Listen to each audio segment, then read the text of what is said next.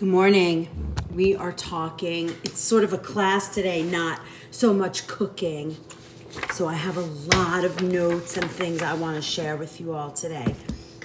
Hopefully this board, I'm gonna have to move it out of the sun. Oh, that's it. We're gonna do it this way. Good morning. Good morning, Cheryl. Good morning, everyone. Char, Louise, Fod family. That's an interesting. Hi, Deanna. So this morning I wanted to talk about inflammation because everybody's got pain. So many people have so many ailments going on that I just thought it would be kind of interesting to put all of that information down. I wanted to draw some pictures and talk to you about food, and it's all about food and healing here. How do we eat to feel better? For those of you that are joining me that have not been here before, hey Luann, good morning. Can you just make sure you guys can ask questions? Because sometimes I have my the subscriber on, because I do a subscriber class and I don't want to leave you guys out if you can't chat. So anybody that can, that's not a subscriber, can you just say hi, or I can text or something so I know you guys, it's possible. I don't anybody want to jump in and try that? I just want to make sure if you guys want to, you can ask questions. Okay, thank you, Elizabeth. Great. Okay, so a couple of things before I get started. This is a huge topic, and I want to share with you the focus on, thanks, Elizabeth. Thank you, Julie. Hi, Miss Black. Hi, Lulu. Thank you, guys. You guys are sweet. Already we're starting with all that love. So, the most important thing today is I kind of want to show you the basics of how you make choices to eat.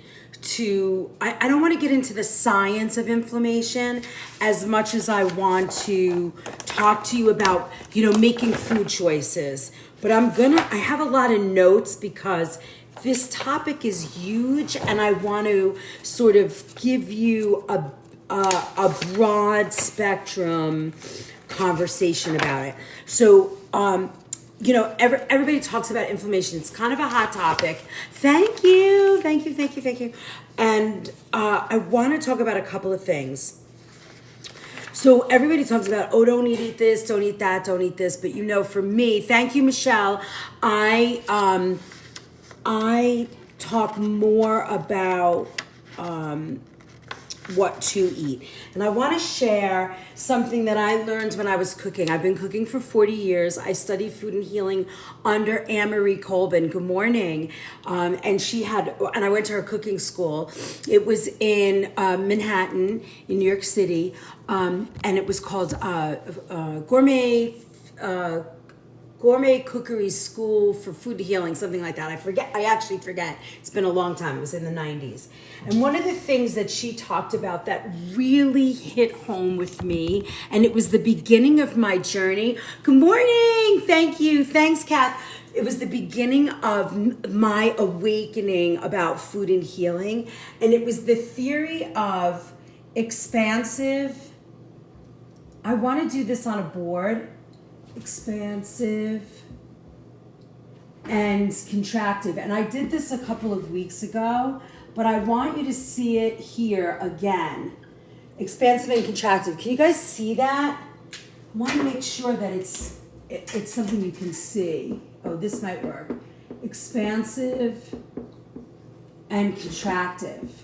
Because in inflammation, I think this has a big, is this, your board is reading backwards. Okay, yeah, that's what I thought. Hold on. I got you.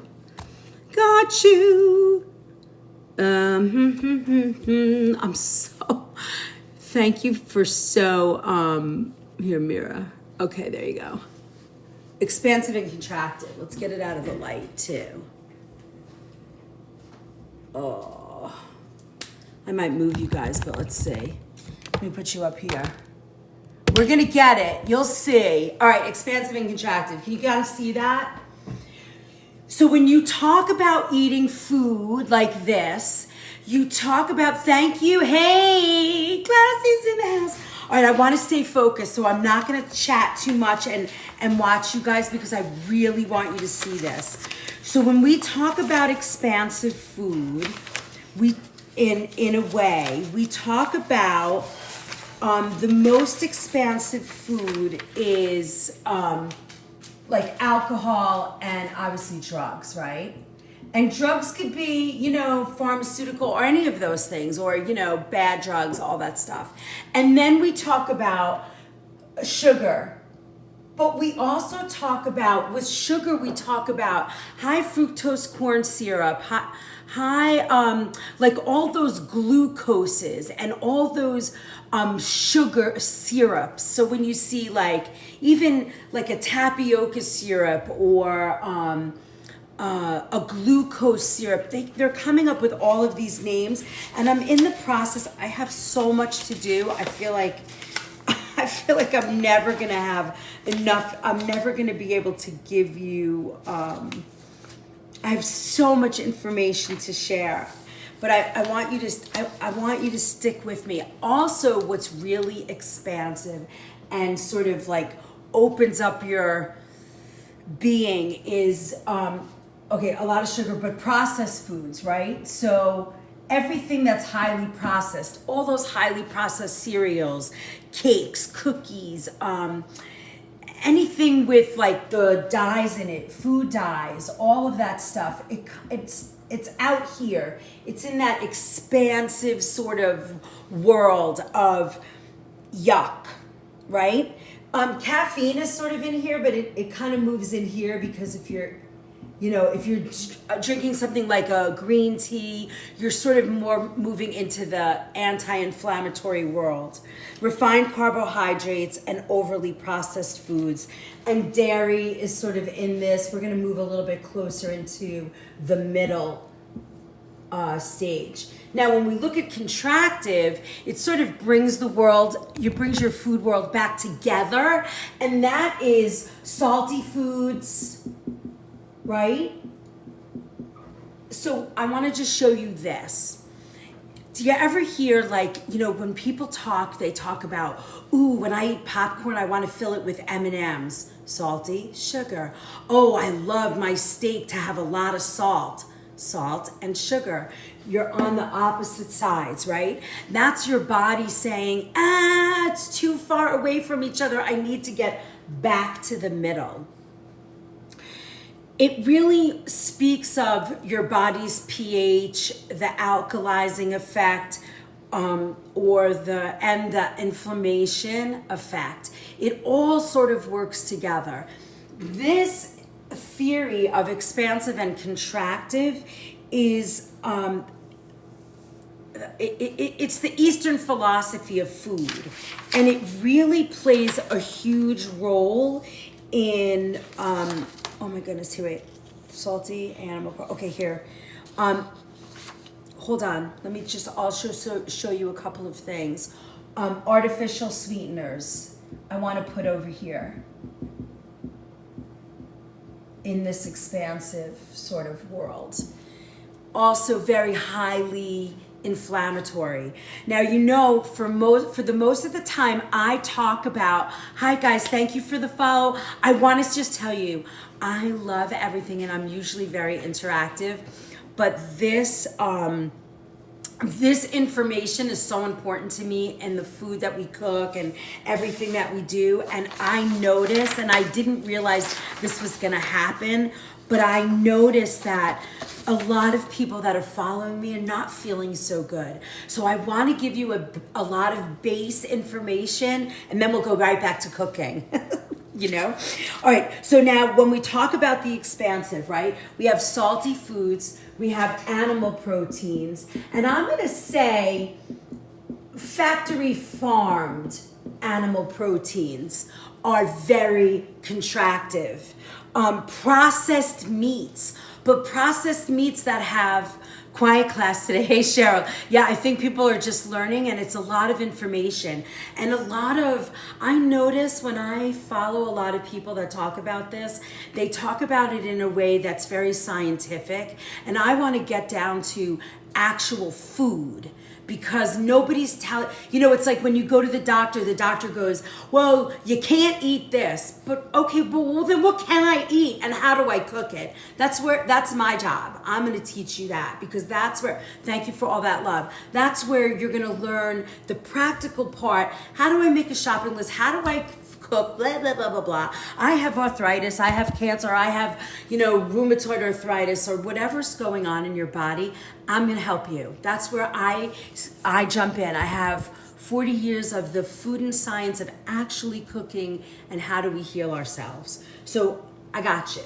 So animal proteins, also processed meats. So when you talk about bacon, oops, sorry, I'm left-handed. When you talk about bacon and you're talking about sausages or hot dogs, think about this. I remember years ago, my very dear friend, she had twins, and I am a big proponent of when you have a baby, you feed them what you're eating. If I'm cooking fresh food, I'm cooking fresh food for my baby. I'm not thank you, Idaho girl. I'm not going to give my baby jar food. Now that's a personal choice and I'm not judging, but I remember seeing her take out a jar of little tiny, like this size little jar of hot dogs in some kind of, suspended in some kind of liquid. And I was like, whoa, don't feed, I was thinking in my brain, because I won't judge and I won't say anything, but I was thinking in my brain, oh my God, how is she feeding that to her baby? But that's what we've been trained to do. We have no idea how to make baby food for our kids anymore. So that's what I'm talking about when I talk about processed meats, because I believe that the meats that you get from regenerative farming are much better for your body than the meats that you're going to get from, the top things that you see laying out in your grocery store. Okay? So hard cheeses, I'm going to put over here. Soft cheeses are much easier on the body. Fried food, right? All of these foods. And then fried food, refined flours, seed oils, all of these things become very contractive to the body. The body has to fight very, very hard to handle that. So when I look at this law of expansive and contractive, I say to myself, how do I balance my body? Hey, Sunny Debs. Everybody say a big love to Sunny Debs. Woo! Okay, so expansive and contractive. The best example I can give you is salty popcorn and sugary M&Ms. Think about a burger and a milkshake. Things like that, right? Ice cream, like salted ice cream, salted chocolate. People are learning that those combinations people crave because your body needs to balance. So as you get to the middle here, and you're going to understand why I'm talking about this theory from thousands of years ago. Stacy, you're going to catch on very quickly. Thousands and thousands of years ago, and this is Eastern philosophy, so in the Asian cultures, they talked about this. Expansive meaning, and I'll review again, alcohol, sugar, processed foods, food dyes, artificial sweeteners, which didn't exist back then, right? So they talked about watery fruits, watermelon, cucumbers. And then when you go back to contractive, we look at salty foods, highly processed animal proteins, processed meats, hard cheeses, fried food. Again, thousands of years ago, they didn't have that. But what we're talking about in expansive and contractive is, yes, these two spaces play a role, but most of the time, this is where you want to be, in the middle. And in the middle becomes grains and vegetables. This is when you're the most balanced. Nuts and seeds are over here towards the contractive. Fruits come to expansives, right? Fish is somewhere over here. And I'm going to create the chart for you. I have a couple of really nice charts that show this. And this works very, very well. The law of expansive and contractive works very well when you are going for surgery. When you set up for surgery, you want to be expansive. You want to only eat things that are not going to bring your tissues and body tight. You want it to be open. So you want to sort of be doing a lot of fruits, Hey, Ron! Ron! My puppy is having a heart attack. Ron! You got to come and get the dog. I'm on my live and he's crying to go out. Okay, so so when you're getting ready for surgery, I always tell people fast. Don't eat anything. Get to a point where you're doing juice fasting. Your body's open, your tissues are open. As soon as you get out of surgery, you want to be in a contractive state, meaning miso soup, a bone broth. It brings your body together and you heal much quicker. I've done it myself. I see it work. It's what I've done. Do you guys all understand this? Do you have a question about expansive and contractive? Because this is going to get us now to what it looks like to be, start moving into anti-inflammatory foods. Because thousands of years ago, they didn't have inflammation the way that we do, right? It makes a lot of sense, right, Sunny? Does anybody have any questions about what we've talked about so far? Because now I want to show you what this looks like when we take it to, thank you, this is great information. Anita, join our Book of Face, because after this class, it takes me about a week to catch up, but you're going to get all this information, and I'm also going to give you some lists, and then we'll go back, and if you've not been here before, now we're going to cook. How do we cook the Gulf of America? We don't do politics here, my love. We just talk about food and healing and love and happiness. Okay, so now let's take this to inflammatory and anti-inflammatory, right? I'm going to erase this. Everybody got it? So I always go back to this in my world. Now, food becomes personal, as we've talked about a million times here. Food is a very personal journey.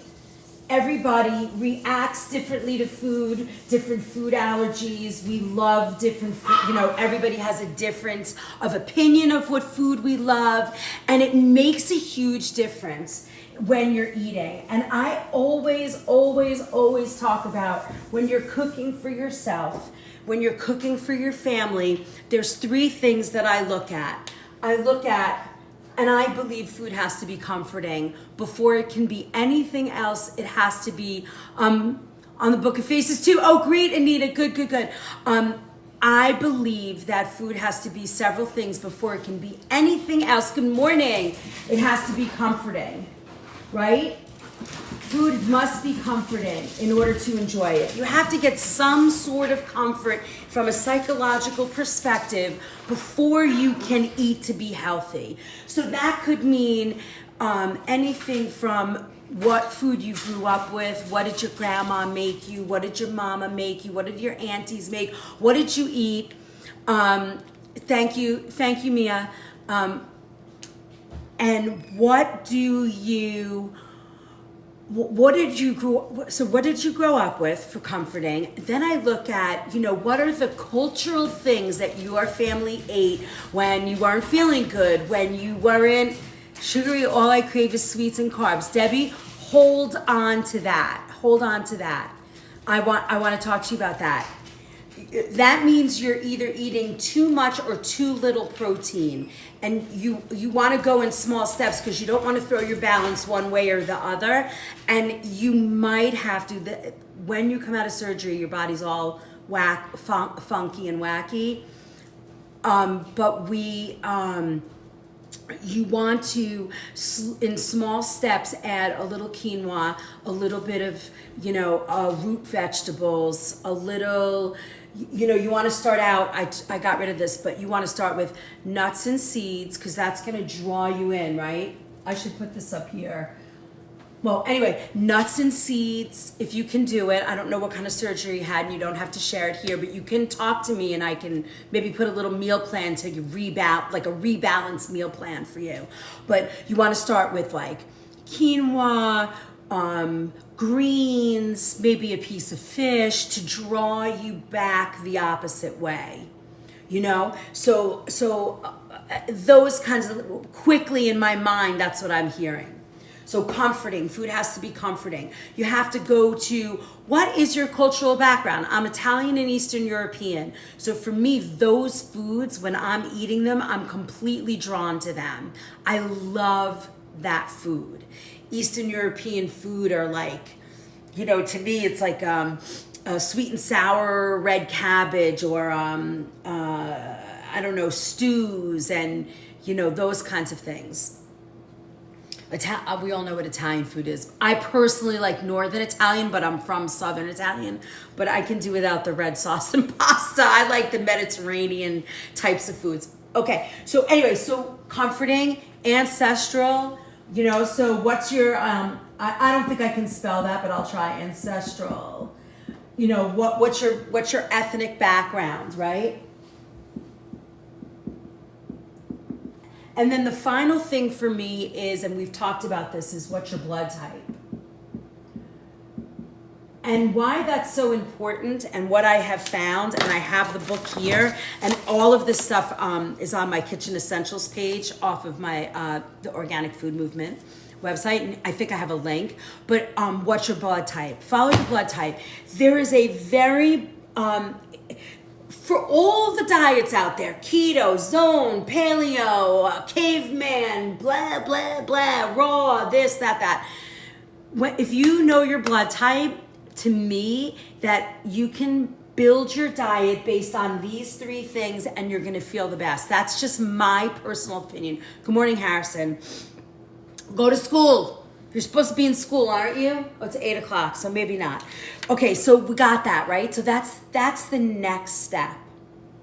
So from there, now let's talk about why is our body have so much inflammation? And hold on, I have, and I kind of messed up my papers because I was moving very quickly, but I have a bunch of notes and I really want to work with them because this is such an important, okay, here. Incorporating blah, blah, blah, blah, blah, blah, blah. Okay, yeah, I kind of messed this up, but that's okay. So here, when there's too much inflammation in the body, right, you hear all of these autoimmune diseases coming up. And think about this. Think about our children and our grandchildren. All of a sudden, I'll be 61 this year.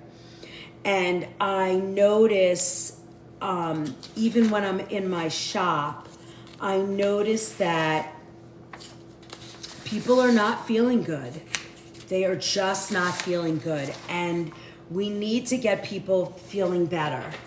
So, I'm only going to talk about the negative for a couple of minutes and then we're going to talk about the positive. Immune system overload, right? The body uses inflammation as a natural defense. So if you have joint pain, if you're dealing with arthritis, if you're dealing with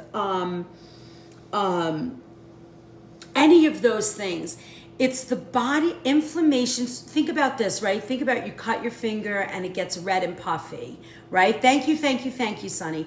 And it gets red and puffy. Or you fall and you twist your ankle. Thank you for the follow. And you twist your ankle and your body gets puffy. Well, it's the same thing when you put inflammatory foods in your body, right? You can't see what's happening, but say you eat oh, you're lagging. Mine says a good connection and I'm not moving, so hopefully it's not, I'm not doing that, but you guys figure that out. I want to stay focused. I'm sorry. So think about when you start eating fried foods or heavy laden foods that have a lot of refined carbohydrates, or we just got off a huge holiday run. Everybody's having, cocktails and partying and eating a ton of food. We don't see it, but internally our body is starting to get puffy or sore. Our joints start to hurt, or our stomachs are bloated, or all of these things are happening internally. All of a sudden you're like, oh my God, why are my joints hurting? My joints are swelling. This is happening. Well, that's the internal body. Your body's saying, oh my God, I can't eat like this another second. So it gets inflamed. Does that make sense? Right? When we pare it down to very basic information, now we understand, okay, we can't eat like this. And while there's fun and while we love doing it, what happens, especially as we get older, and now I see it more, Cheryl, now I see it more in children. And for me, that's very scary, and it sounds the alarms. And I don't want to go to politics. I'm not even going to say it. We're just going to keep moving. But so that's the beginning, right? So that is where your immune system is overloaded, right? Tissue and organ damage. So prolonged inflammation, it harms the cells, right? Thank you for coming. It harms the cells and tissues in areas like joints, causes arthritis. It contributes to heart disease, digestive issues. And remember, this part I don't like doing. I like doing the positive, but I need you guys to hear this, because I think when we make that connection, hey Cam, thank you for my heart, me. When we make the connection of like, holy crap, now I understand why my joints hurt, and they don't have to, we can go back and fix it, because I 100% believe the human body is capable, thank you loves, of healing. And because we can make the decision of what we put inside our body, it totally changes the game, right? Okay, so tissue damage, increase of chronic disease, and this is the issue.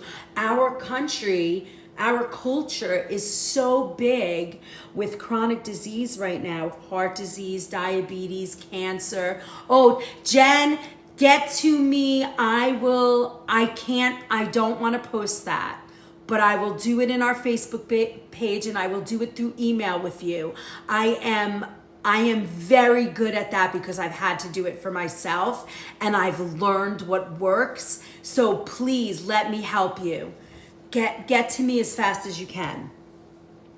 The increased risk of chronic disease. So all of those autoimmune diseases. Now, not to scare anybody, not to say anything, but I have seen people heal everything. The only thing that I don't see cure or heal, not that it's not possible, because I still believe it's possible. I just have not seen it yet. I've seen everything else: cancer, autism, spectrum disorders, HIV. I've seen all of that stuff sort of kind of reverse itself, but autoimmune's the hardest one. So the autoimmune pile is rheumatoid arthritis, lupus, all of those things. Is it possible? Yes. Can you manage those symptoms? 100%. Can you stop the pain? 100%. Crohn's and lupus, Kathy, all inflammation, we got you. We can get you to a point, and stick with us, because you're gonna learn a lot this morning, and then I show you how to cook it. And then I create little mini 7-day sort of meal plans, and they might be on my Book of Face. I might have one in there for you. Crohn's is Crohn's is a very sensitive sort of gut disorder that we have to take a little time, and I got to know a little detail about it. But email me and I will help you. And I don't charge for that because right now I need people to get well. Digestive issues, Crohn, joint and muscle pain, impaired brain function. Now you hear what's that thing that's getting everybody's brain? Yeah, see? All of these things, Jen, I believe it is mostly what we put in our bodies. And you could be eating as healthy as you think you are, but the ingredient list in some of these foods has gotten so inflammatory, RA and fibro, and I don't claim it. Nutrition's everything. That's it, Sonny. So you're seeing a difference, right? Anxiety, all of that stuff. I got you. There's something on my kitchen essentials. It's my daughter is 18 and she suffers terribly from anxiety, as that whole generation does. I believe we played outside when we were little, but saffron, it's on my kitchen essentials. She said it's changed her life. That and migraines to me are food sensitivities. So you gotta get tested. Jen, magnesium, and they're both on my kitchen essentials page. There's like a roll-on that you can put on the bottom of your feet or a spray. And I think a few people have bought it that have been following me for a while, so they can tell you. But that and what's the other thing? The saffron supplement. It's on my kitchen essentials page off of my website, the Organic Food Movement. So energy loss, weakened immune response. If you're getting sick all the time, these things, oh yeah, that's the best. Katie, my love, I miss you so much. So, premature aging.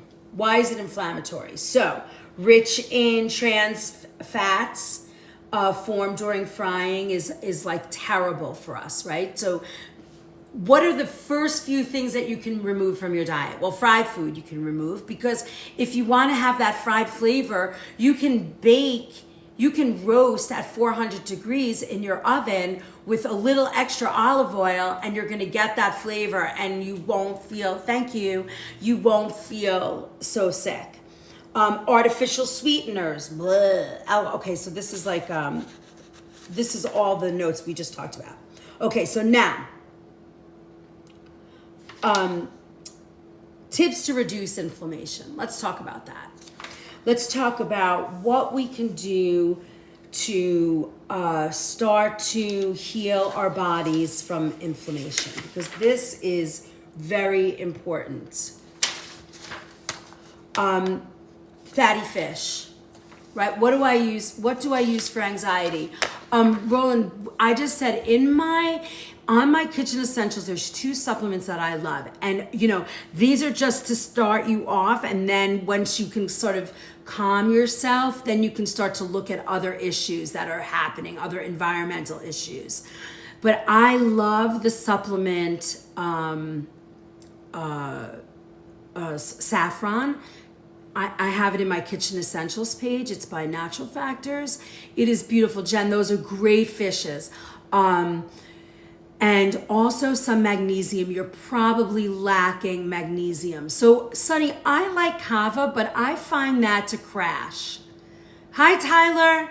It's so nice to see you. I find there's a big crash with those. So I like to use, if you're going to go down that herbal route, I think, for me, this is just me speaking about anxiety, I like the compilations of herbal compilations that might have like St. John's, Kava, GABA, all of those things. But I find those to mess too much with my what do you call them, neurotransmitters. So I'm not a big fan. For sleep, I would start with magnesium, and then when you get, yes, Jen, that's great. And if you go look, lemon balm, oh my God, I know, that's my jam. Lemon balm tea, I just can't get enough of that. I was actually gonna do a tea class today, healing around teas, like what teas work with what. But I thought the inflammation, I got a few people that were really stressed the other day. And I said, oh, I got to get some inflammation out there. But yeah, we'll do tea next week. All right, so fatty fish. Now, it's kind of funny. If you guys have been following me for a long time, drink water too, following me for a while now since September, in the beginning, I was doing like, if you have this, eat these 10 foods. 10 foods are better for this, blah, blah, blah, blah, blah, blah, blah, blah, blah, back and forth, all these things. And what I started to notice is that it's all the same damn foods in different combinations. So let's talk about that. Fatty fish, leafy greens, kale, chards, escarole, spinach. Got to be careful with spinach for some people that can't do a lot of high oxalates, till you get your body balanced. But all of those things, right? Kale, Swiss chard, collard greens, all of that. Berries, anthocyanins galore, antioxidants, turmeric, ginger, nuts and seeds, olive oil, right? Remember, I promote organic all day long. So if you haven't been here before and you know me, organic food. Clean, whole foods. Okay, olive oil, sweet potatoes, jewel yams. Calm down, pal. It's gonna be okay, buddy. Avocados. No, baby. You're gonna be fine. Those are the top 10 foods, and then we can put them into all different combinations. Now, let's chat. I know we got meat lovers. I know we got all kinds of people out there. And I want to take you through, and I'm gonna lay out this chart, and then I'm gonna give it to you. But this book that I've read pretty much 20 freaking times in my career, and when I'm working with people and creating diets and trying to create balance, the name of the book, and again, I put it in my Kitchen Essentials page, it's called Alkalize or Die. It's a little crazy. Do you want to show, just bought some because they looked healthy. Do you want to see yellow yams? So when you say yellow, did they give you the name of them? Are they organic, or did you get them conventional? Polyester. That boy is a runner. He cries because my daughter says he's on the spectrum. I mean, I use yellow yams, okay? That's great. Yeah, are they like a very starchy yam? Because those are really good, the purple Stokes. My puppy is on the spectrum, and when he hears people amp up any type of non-calm chatting, he goes into that mode. Oh yeah, I'm gonna show you. It's actually, I put it on the Kitchen Essentials page because it's a hard to find book. It's expensive, but it is unbelievable. Yeah, the very starchy yams, their Stokes and stuff are fabulous, fabulous, fabulous. Okay, so I wanna show you something. I wanna talk a little bit about food combining. It's an old sort of thing that I never really hear anymore. And I think it's really important to understand so that when you're eating really good foods and you're still feeling not so good, this is why. This is sort of like the last piece of the puzzle. So food combining is a theory that, and I believe it's more than a theory, I think there's a lot of truth to this and very important. A lot of people don't talk about it anymore. But when you combine foods, your body has different enzymes, right? And some of them start in your mouth, some of them start in your gut. And they break down different things. Now, I'm not a doctor, I'm not an RD, I am literally a chef that has studied food and healing forever and want to feel good. So I am talking to you from a layperson's perspective, not a professional dietitian or any of that. But I know this. I know the combinations of food when you're eating them. So here's a perfect example. What is the American standard breakfast? Besides cereal and all that, it's like a bacon, egg, and cheese on a roll, right? Right? So you have a carbohydrate, a protein, and fats. All three of those things are right? Bacon and eggs and toast, right? There's always a toast, a biscuit, an English muffin, potatoes. So here's the theory that many people who taught me believed. Take that bacon, egg, and cheese. There's 3 different types of foods going on there. There's protein, tortilla, anything wheat, right? We're talking about a wheat, a bread, a starch. Carbohydrate, right? So you have a fat, a carbohydrate, and a protein. Those 3 things. Well, the body has 3 different, should you mix a complex, hang tight, I'm going to show you how this works. The body has 3 different enzymes to do that. They cannot release them all at once. Did you know that? When I heard that for the first time, it was like a giant bell hit me in the head. So you eat that, carbohydrates start in the mouth. I forget the rest. I don't know. And then as it sits, it goes to your gut. It takes, and then think about like, oh, there's an orange on your plate. You eat the orange, like a little thing, like a little garnish. And you say, that orange. Or maybe I want to eat some berries or melon or a fruit cup before my breakfast if you're out to eat, like you're on a buffet, right?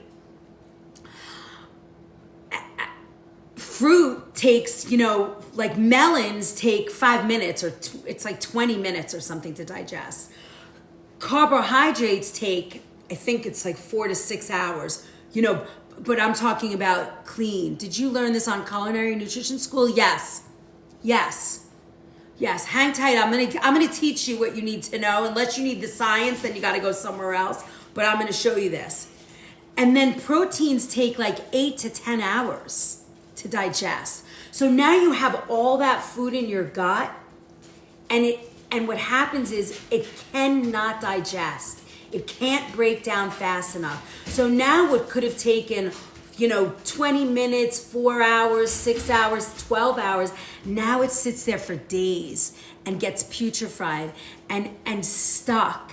And now you have constipation. Now you have bloating. You have acne. Now all of a sudden your body starts to produce free radicals that go into your arteries and scratch.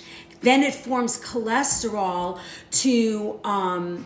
and it forms cholesterol and kind of to protect your arteries and veins. And now all of a sudden you're sick over years and years and years and years.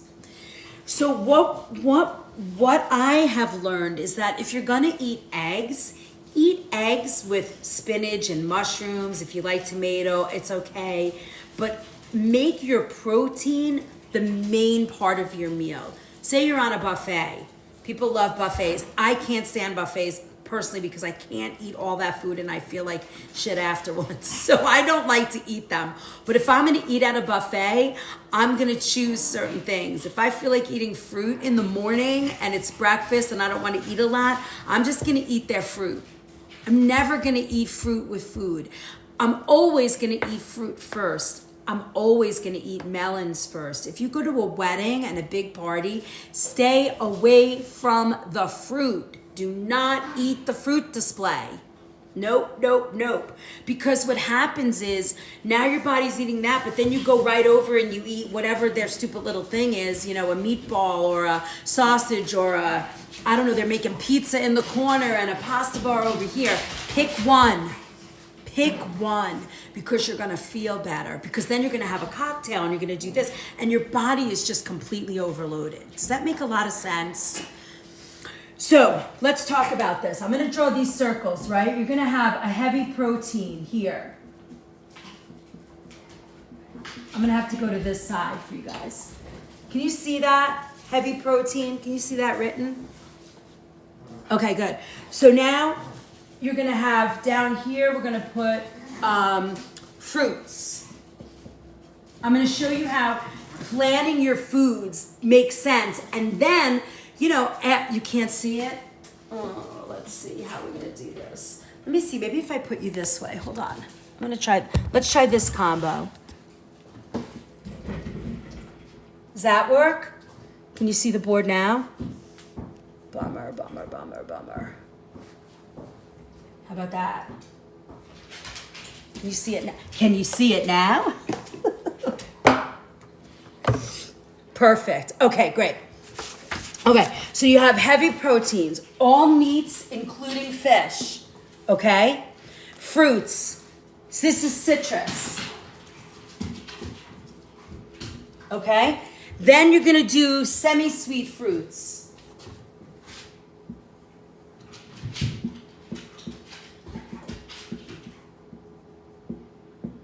When you see this, and this is gonna help you heal, you're gonna be so excited.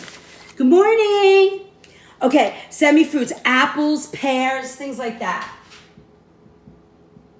Remember, apples and pears, right? Apples, and 1 apple a day keeps the doctor away, right? And then at the end, we're gonna do sweet fruits. Those are like banana, dates, dates, things like that, right? Now you have your heavy protein. You're gonna do your light protein up here.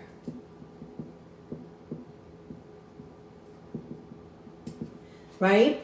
Light proteins are nuts and, what is it? Nuts, cheese, and beans.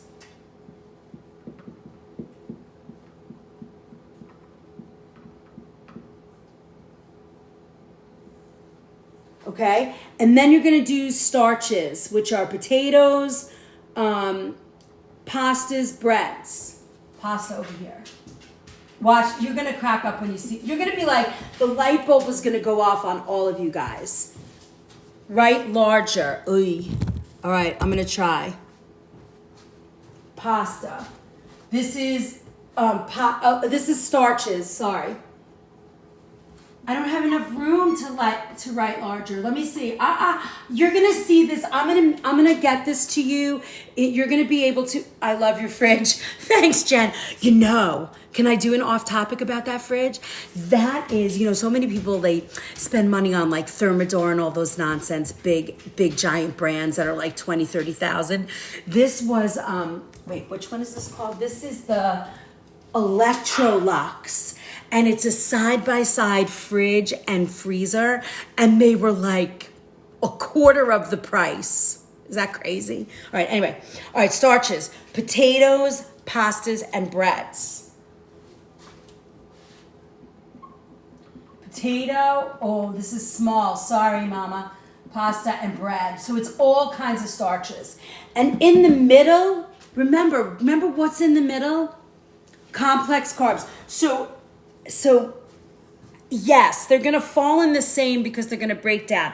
I'm talking to you guys right now more about fresh food. Okay? So let's not really think about let's go back and look at that this acts as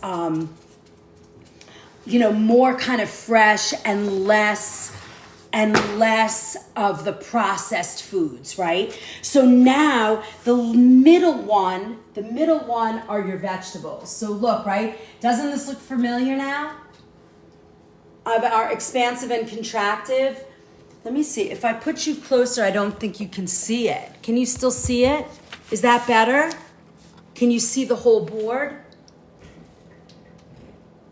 I don't think you can see the whole board. So annoying. All right, let's try that. Let's try that. Let me see, hold on. Oh, you can see, I see what's happening. All right, it's a little bit better. A little better. Thank you for all that love. You guys are awesome. Okay, so vegetables are, I'm gonna just put veg right here. You got your broccoli, you know what a veg is, greens, blah, blah, blah, okay? All right, hold on, I wanna make this a little smaller because I have to write in here. Okay, now let's look at the combinations of these and how this works. Okay, so let's look at the combinations of how this works. What we're looking at is so maybe it's hard to see for some because of the glare. Yeah, I think that's what the problem is. So are we talking about the order of which type of foods to eat? No, what we're looking at is what I'm gonna do now is I'm gonna draw some lines and say, when you combine these foods together, so we're looking at food combining right now. It's a very old sort of like, it's an old sort of theory that nobody really talks about anymore. And it helps with inflammation in terms of when you combine foods in the right way and you eat them correctly, and you can still eat all your favorite foods, you will not feel so bad because you're digesting the food properly, and you will and it helps break the food down and you don't experience inflammation. So when you look at this, when we talk about this, right? If you were to combine, like I just said before, heavy proteins with fruits, like if you ate melon and then had a steak, your body can't digest that. So it will like sort of putrefy in your body and then you get inflammation, right? So whether you're eating organic steak and organic fruit or not, it's not gonna matter because you cannot digest them at the same time. So this combination of food is extremely acidic. We haven't used that term yet today, but acidic means when you have acid in your body, that's what's causing inflammation. Did you know that? So I don't know if anybody's ever heard of the term, oh my God, this food makes me so acidic, or, reflux, that burn in your throat. If you're experiencing reflux, you're in sort of like that second stage of inflammation, right? And there's stages, and we can go through that too. My thing is I don't like to talk about the bad stuff. I like to talk about the good, but you need the bad in this class so you can make the connection of what's happening in your body, right? And then we can go back to cooking because now you know the combinations of foods and why we're doing them. But don't we need acid to digest? That's why they say we can't drink alkaline water before a meal. Never heard that, Stacy, but here's what I want to say about that. Hydrochloric acid is what's in your stomach and you need that kind of thing. But acidic food is different. Think about this, when you create acid, there's a pH in your body you need to be at. And when your body's alkalized, meaning, I didn't really talk about this theory, and it's hard for me because I'm just a chef, so I understand the theories. I'm just not sure how to scientifically explain it. But low stomach acid, it could be. I can't answer that way. What I can answer acid reflux to be in terms of food and breaking food down, acid reflux is inflammation. Your body's not breaking down food. It's sitting there. You're not digesting it. Part of the reason becomes this combination of food that you're doing. If you're eating fried foods, it's too acidic for the body. It's too inflammatory for the body. So your body's kind of backing it up. That's the way I can explain it to you in layman's terms, in a chef's terms, right? So, and isn't it, this is a perfect example for me, Stacy, Rainbow Nursery, and polyester. We have been led to be so confused by all of this information that we walk around going, what the F do we eat? Because we have no idea, because there's constant conversations. But the theories that I'm talking about today, for me, have been around way longer than any dietitian I've ever met, and any RD I have ever met, and any professor teaching this information or doctor I have ever met. And when I follow these principles for myself, I feel the best. So that's what I'm trying to talk to you about, partly sunny chance of shade. I love that. When I eat smaller portions, I have less acid reflux. Yes, Sassy, but you have to think, can you share with me when you have acid reflux, can you share with me what you're eating? Just share with us.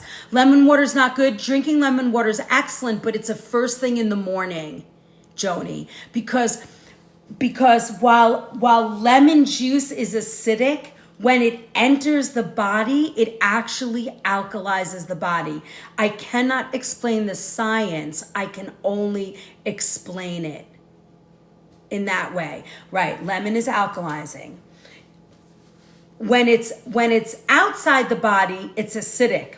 But when it enters the body, it becomes alkalizing. Can you share with us? I want to go back to that, the acid reflux. Can somebody share that? And I'm going to give you, in a minute, let's put aloe on the side for you guys, because, in fact, let's just talk about that right now. I'm gonna dip off for a second.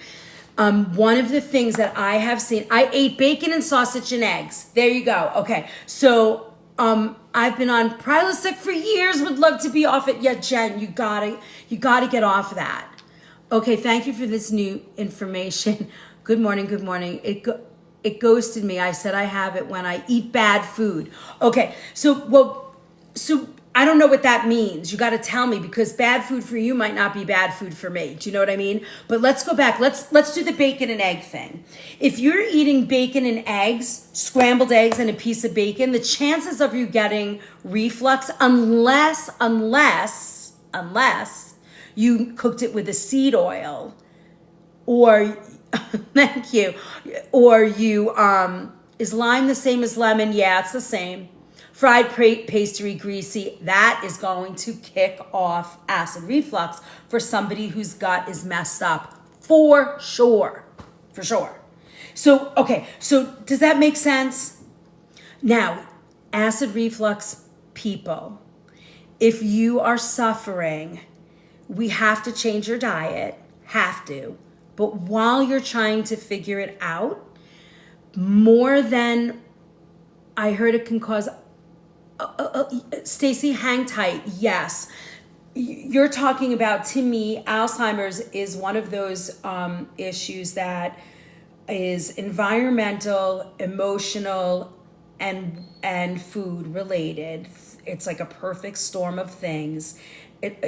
And it's the end result. But we can go, it's all right, baby. See, I'm getting amped up and he starts crying, my puppy.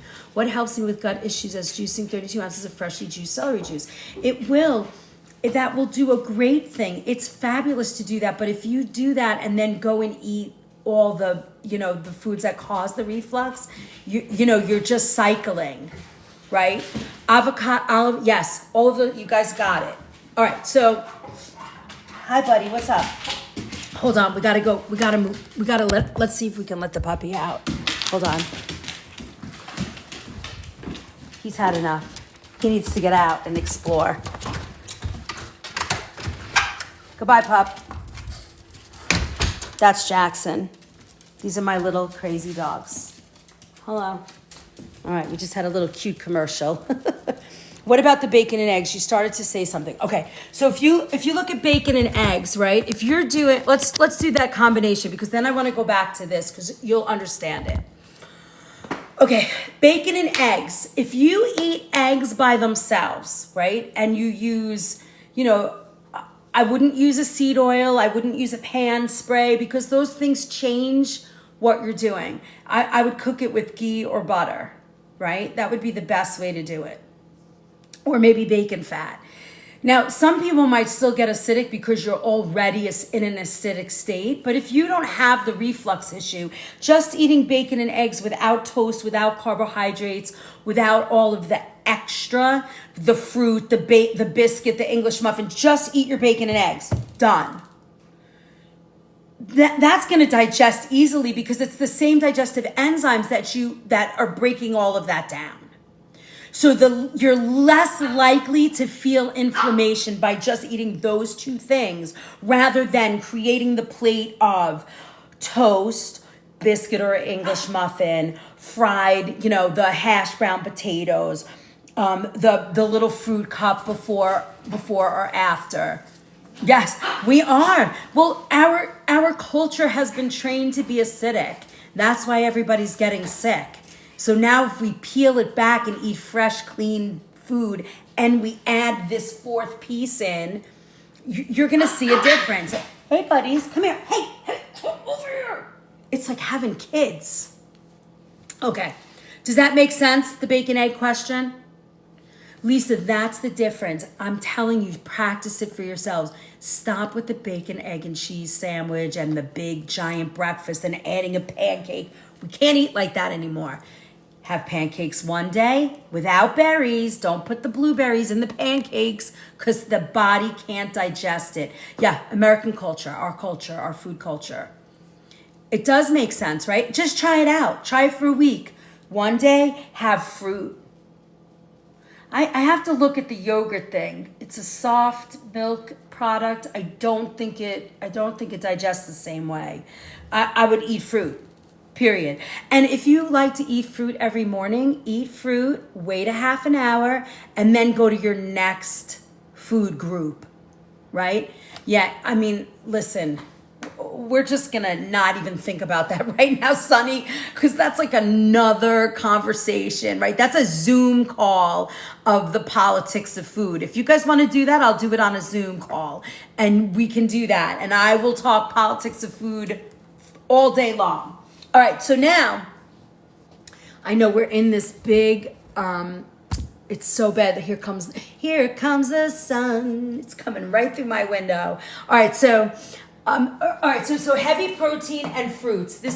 That combination is extremely acidic. And if we don't, and I would also say it's extremely inflammatory. And the reason why is because separately they digest differently. The enzymes to digest fruit and the enzymes to digest protein are different. They will not digest at the same time. So that's what makes it acidic in the body. If you eat your fruit and then an hour or like 45 minutes later, you eat your high protein, you're fine. Okay? So now let's move on. If you do heavy proteins with light proteins, right? So this way, we're going to go around the circle. Now this is, right, nuts, cheese, and beans, right? So let's say you do grilled chicken and you want to have a salad with chickpeas because a bean is considered a light protein. You got to be careful because you can Google a food combining chart. Yep, you can. I can also make one for you and you can stay with me. But yes, there's plenty of information out there. This becomes moderately acid forming, right? A little harder to break down, but I don't know if it's Harvard University. I don't follow Harvard at all. This is my food and healing education and my chef work for the past 40 years. Yeah, June, it takes me a little time to catch up, but it'll be part of the pile of stuff you get. What did I already say, Sonny? Okay, so nuts, cheese, and beans, right? When you combine them with heavy proteins. Now, here's the thing. What I notice is when you want to do this, you could do. Thank you, Orphaned Angel. What you can do is you can say, okay, if 50% vegetarian chili is probably good, then that's great. Yes, exactly. You're getting it. I appreciate the learning. Just suggested so we could have a chart. Yes, yeah. I wish I could get ahead of myself and give you the material before I start the class, but I'm just not there yet. So yes, exactly. What we said, eggs plus cheese. Well, let's look at our map, right? So cheese is here. It's considered Let's see. I guess that would all be in the light protein. But here's the thing. Hard cheese is more inflammatory than a soft cheese. So if you were going to do eggs and cheese, it would be sort of like a 60-40 split. 60 egg, 40% soft cheese, like a feta or a goat cheese. Get the way? And then I would absolutely add greens, maybe do Swiss chard. I am very sensitive about spinach. A lot of people go to spinach, but you got to be careful because if you have a high oxalate issue, you can't eat that. So, he'll come. The puppy, he knocks on the door, or sometimes he'll even unlock the door. Oh, great, Kathy. I didn't see that. I only found it like this, and I think there was a Kindle version too. Tofu and tempeh would be considered a light protein, yes. So then now if we go to light proteins and starches, it becomes, again, it's slightly acidic. Same for this. Ron? Ron, can you take care of the pups? Oh, he's out there. Okay, good. And then when we go here, if we look and say, okay, let me pair this here, this is also slightly acidic. Now why? The reason, again, is because proteins take a different enzyme. The book is this, Alkalize or Die. See, Joni? When you do this, and I'm going to get you all the charts for you, how do you know if you have a high oxalate? Well, I believe it would be anything like, like the uric acid, like a gout or something like that. And you got to check if you feel sick or if you feel swollen. No wonder I'm so acidic. See, Lisa, isn't it amazing when we get the education? You can have a hamburger, but what can't you have with a burger? Think about this. The American burger is a bun, highly processed bun, with beef, and then we're melting cheese over it. Look at all the slider night that we did. Remember, we chose not to do the buns because it looked better, it felt better, right? Yeah. So you can have a burger. You could even melt the cheese over the burger. And then you'd pair it with some, I don't know, maybe caramelized onion and mushroom, and make a giant arugula salad with that, with it changes the game when you have this information. See, now you know why, Mary Ruiz. Isn't that amazing? Tomato is one of those things. Lettuce burger, exactly. Collard greens. Is it as fun? No. Are you going to feel better? Yes. Are you going to get the burger that we love? Absolutely. So, and then remember, we add the regenerative agriculture beef that's 100% grass finished. Now you having your omega-3s rather than trans fats and omega-6s, right? So it changes the game. This is why, at 61, I still get to eat all my favorite things, but I don't have the pain because I change the way that I do it. Okay, now, so now slightly is better, right? Now, why would it be that the protein, the heavy protein and the vegetable is, and remember, tomato is a nightshade. So if you are suffering from arthritis of any kind, you cannot eat nightshades, cannot. Nightshades are peppers, fresh peppers, tomatoes, eggplants, and white potatoes because they grow at night. You cannot eat them. Stop eating them till you get your inflammation down. Okay, now look at this. Fruits and vegetables. Slightly acidic. right? And the reason why, again, is because fruits have a different enzyme than a vegetable to break it down.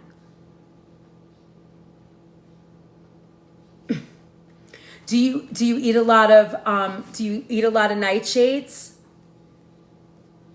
Isn't that amazing? Like, why isn't anybody talking about this stuff? Hi, Katie. Potassium high. I know, my love. And you did really good because we gave you. Katie was like one of my, actually, I think my first follower ever, and I did a meal plan for her because she's really suffering, and I think she followed it and had some really good results. So I'm very excited about that. List nightshades again. Nightshades are my favorite vegetables, actually. Tomato, eggplant, white potato, and fresh peppers. You're welcome, Kathy. Beets are a root vegetable. I do not believe I've never heard beets be a nightshade. Did you say we cut the lining out of the red pepper? It's okay for an RA to eat. I said if you do that, you have to get it all out. And yes, you could eat it then. But if you're really suffering, I would avoid them for a while till you got, till you sort of got that like remission, or you got it under control.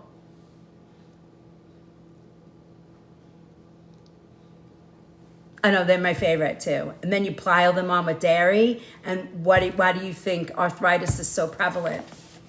Crazy, right? All right, so now, so here's our chart, right? It's all in the this is not slightly, this is a moderate. Sorry, this is moderate.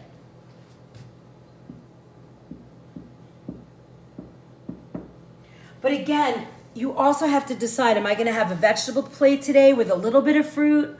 Like here. A lot of people do like an arugula salad with strawberries, right? Now, you could do that if you make an arugula salad and you do like 70% is your vegetable, and then 30% or 25% is your what do you call it? Strawberries. And then maybe, what does that leave me? 70, 25. And then 5% is maybe a sprinkle of goat cheese. So when you do it like that, and I have to look at the percentages, I forget, but that's how they have to be that far apart. It helps the digestive process. Good morning, everyone. Good morning, good morning, good morning. All right. So now the next step is moderately acid is the fruit and vegetable. I mean, for me, I like my fruit separate. If I'm going to eat fruit, I make a beautiful fruit salad in the morning before I eat anything, and that's what I eat, and I'm done. I don't like to eat fruit at night. I just don't feel good if I do that. I love dried cranberries in my salad. Is that okay? I think so. I think that's okay because you don't put a lot of those in, and it falls under that percentage of being an issue. So if you're putting a tablespoon of dried cranberries in a salad or 2 teaspoons, I think that's negligible compared to what else you could be up to. Can I ask where you got your information from? So Donna Marie, I have been studying food and healing for 40 years.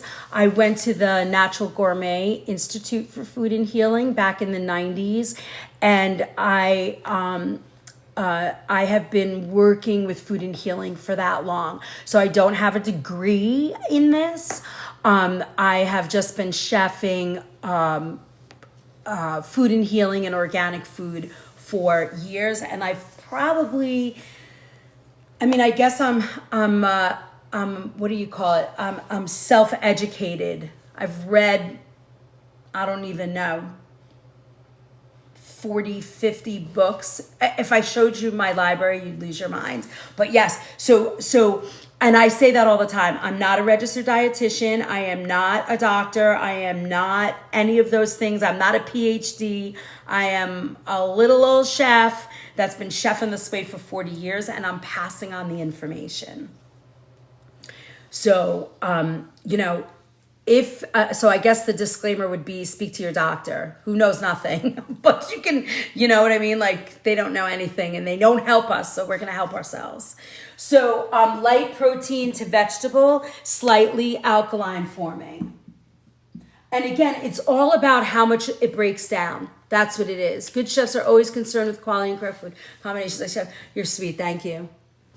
I will take you over any of them. Look, listen, you know, doctors get, I think now it's less. It used to be when I first started, they got 10 hours of nutrition.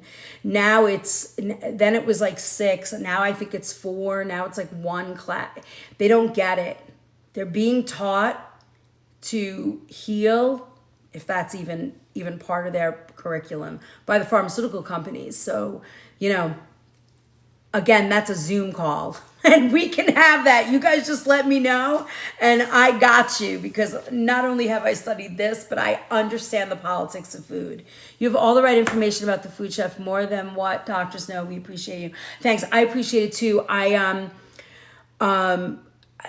You know, it's a hard call because I don't want to make a mistake because people feel so ill. But I do know that following this is very, very, very key.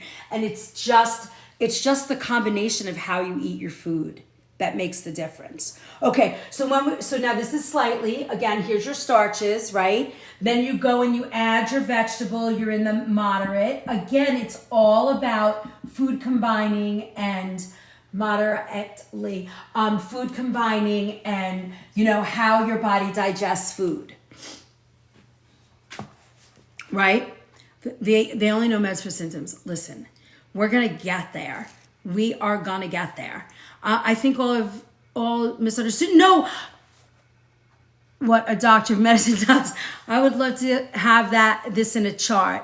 Yes, you're going to get it in a chart. You know, I'm a little behind. I'm slow, but I get there. So now, again, right, we go to starches and sweet fruits, right? And we're back to slightly. So you see what we're doing, right? And then we're here, right? You have your last rounds back here. So you do your moderate.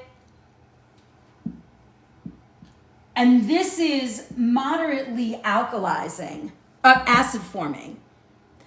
Now, when you go to fruits, semi-fruits, and semi-fruits to sweet fruits, you're in the alkaline forming phase,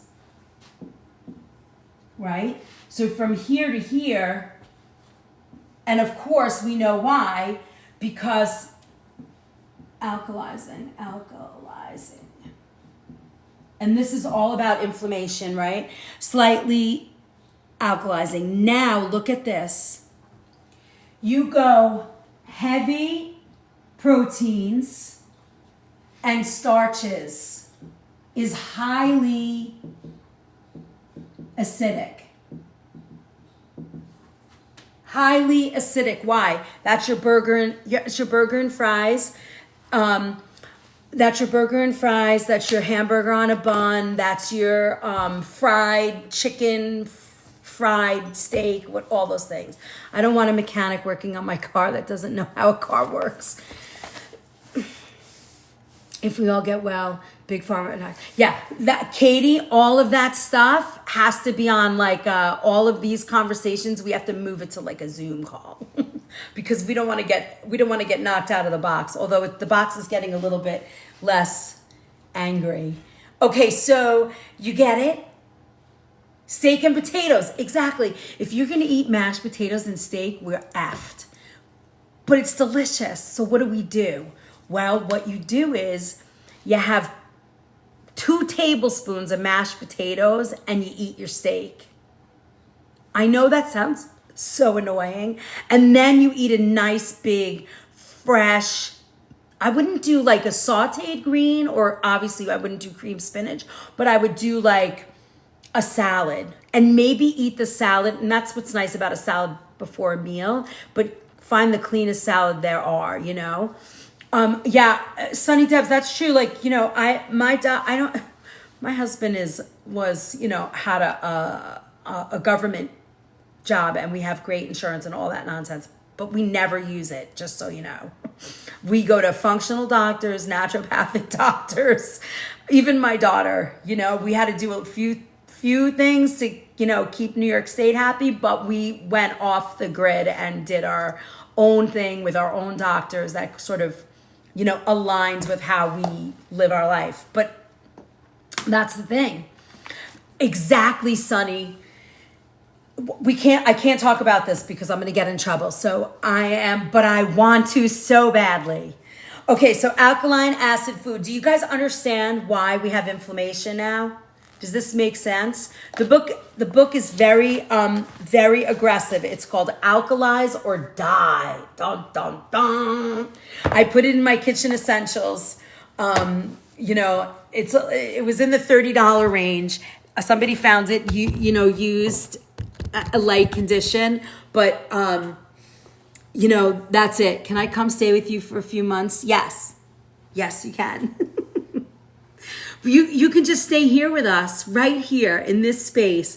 Every Wednesday morning I do, you know, I was thinking today, like, how am I going to teach, you know, anti-inflammatory? And I was like, really, the conversation has to be this. I have adopted all of you. What are you talking about? You're already here with me. We're doing it. I got you. Okay, so now I want to read a few things from this book really fast, and then I got to go because I have a class, actually. And I love this book, you know, those of you that buy it, you're going to see a lot of the stuff that I write to you and teach you is going to be from this, but I want you to hear something. Oh, here, menu percentages. This is what I wanted to show you. So breakfast, fruit, which is 100% alkalizing. Lunch, 90% vegetable and 10% rye crackers, whatever that, you know, and 60% vegetables. I'm gonna teach you this. I can't show you this now because you won't get it. And then you're gonna have 100 questions, and I can't because I have too much going on. Do this now because you won't get it. And then you're gonna have 100 questions, and I can't because I have too much going on. But here, I have to clock in. I know. But here, I have to clock in. I know.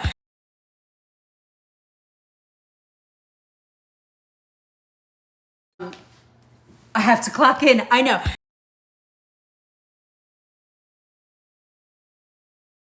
It's okay. Me too. For those of you that don't know, join the Book of Face, the Organic Food Movement. Send me your email. I'm on that link tree. Email me and become a subscriber, because subscriber night is Monday nights. The next time I'll be on is either tomorrow or Friday. I'll be in my kitchen at work and we'll be cooking some fun stuff, not paying any mind to this. And then Sunday mornings, we do a live cooking class that's so fun. We made soups the other day, and then we're back in the rotation. So we're kind of getting a groove going. But I really love you guys. Become subscribers. It's like $2.99 or something silly. And that's Monday nights, and you get all the recipes. So you got it? I know, I'm so sad about that, Katie, but you're back. Yes, yeah, I know everybody's waiting for that. So I understand that. But in the meantime, make sure you're on the Book of Face so that we get, you know, we stay connected. YouTube has all the live videos. I just kind of throw them back up so you'll be able to, you know, connect. I love you guys. Have a great day. I'll see you on the Book of Face. I will see you on lives tomorrow. Thank you. I love hearing this kind of stuff. I know it's so helpful, right? Thank you so much for being here. It went so fast, but we got it done. Woohoo! And I'll send you all this information. You'll get it. It'll be posted in the Book of Face shortly. Have a wonderful day, guys. Love you all. Thanks for all the gifts, follows, shares, love, blah, blah, blah, blah, blah. I never want to leave you guys. It's just so fun. Thank you, Renee. Love you. Bye, guys. Bye, bye, bye, bye, bye. Yay. Thank you for my love. Thank you, thank you. Oh, you guys are so sweet. Thank you. Thank you for all the love. Yay, finger heart. I love that thing. It's so cute. You guys are the best. Thank you so much. Thank you for your love. I will see you shortly, either tomorrow or Friday. Thank you. Thank you. Thank you, thank you, thank you. Bye, guys. Wait, I've been very sick. Oh, Renee, let me know. Reach out. You had the flu? Did you make your flu tonics? Gangsta Grammy. All right, bye, guys. Have a wonderful day. Have fun at work.